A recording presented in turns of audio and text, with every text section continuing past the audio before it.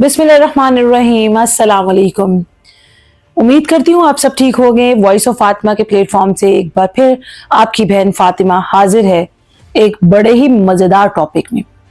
इस्लामी मुल्क में, हलाल मुल्क में एक बहुत ही नापसंदीदा काम हो रहा है और तमाम मजहबी तंजीमें खामोश हैं। वो मुफक्किर कहाँ हैं, वो मौलाना कहाँ हैं जो सुबह मॉर्निंग शोज में बैठते हैं, कभी वीना मलिक के साथ टिकटॉक्स बनाते हैं, कभी हरीम शाह के साथ टिकटॉक्स बनाते हैं, कभी दुबई की महफिलों में बैठे होते हैं और 12-12 करोड़ रुपया लेके आधी रात को चांद निकलवा देते हैं। गवर्नमेंट कहाँ है? खामोश है। हलाल मुल्क में हलाला सेंटर, जी हाँ, मैं बात कर रही हूँ पाकिस्तान के मुल्क में बनने वाले हलाला सेंटर्स में, जिनकी तशहीर ना सिर्फ यूट्यूब पे, फेसबुक पे, इंस्टाग्राम पे, अखबारों में हो रही है कि जी अगर किसी से छुप के तलाक दी गई है या आराम से, तो हम आप बड़े आराम से छुप छुपा के हलाला करवा के तो आपका निकाह बड़ी ही राजदारी से आपके पहले खामिन से करा दिया जाएगा। मैं हैरान हूं कि इस मुल्क में जो इस्लाम के नाम पे बना था, ये बेहयाई, ये बढ़ती हुई फसादियत, ये किस तरफ हमें लेके जा रही है। मुझे समझ नहीं आती कि उस हलाला सेंटर में कौन जाना पसंद करेगा। क्या आप, मैं या हम जैसी औरतें वहां जाना पसंद करेंगी? फहाशी के नाम पे खोला गया हलाला सेंटर, ये उसी की मिसाल है जैसे लाल मस्जिद के साथ मसाज सेंटर्स खुले थे। अब हम इस हलाला सेंटर को क्या नाम दें, मुझे समझ नहीं आ रहा, मेरी अकल काम नहीं कर रही। और इतनी आराम से इसकी तशहीर की जा रही है। गवर्नमेंट खामोश है। किस लिए खामोश है, समझ से बाहर है। ये मुल्क इस्लाम के नाम पे लिया गया था और इसमें यह हराम काम किसी भी तरीके से जायज नहीं है। मैं बोलूंगी, मैं तब तक बोलूंगी जब तक मुझे कुछ गलत नजर आएगा। मैं तब तक खामोश नहीं होंगी। मेरी आवाज जहां तक पहुंच सकती है वहां तक मैं अपनी आवाज पहुंचाऊंगी, क्योंकि मैं अपने हिस्से का काम करके जाना चाहती हूं। इस बात पे खामोश रहना भी गुनाह में शामिल है। हलाल कामों में से सबसे नापसंदीदा काम तलाक है और अल्लाह ताला ने तलाक के बाद मर्द को एक सजा दी।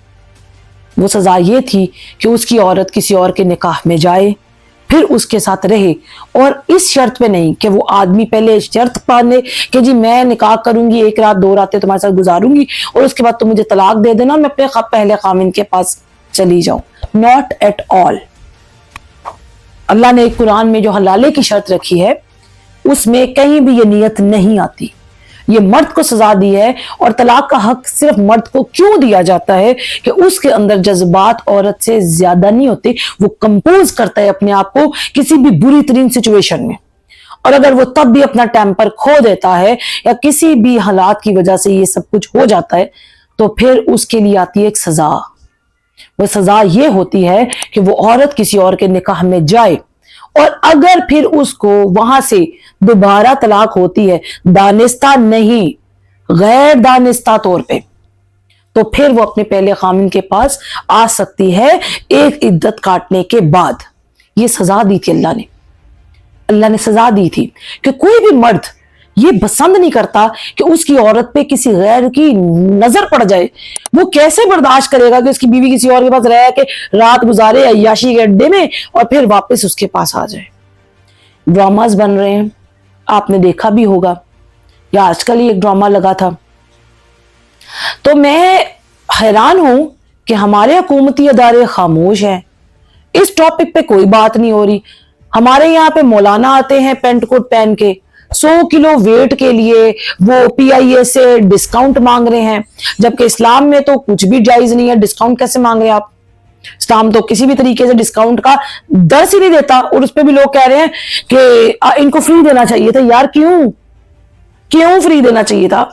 अगर हमें फ्री नहीं है, then how it is possible कि उस पैंट कोट पहने हुए आदमी को, ठीक है उनके पास नॉलेज है, नॉलेज होना और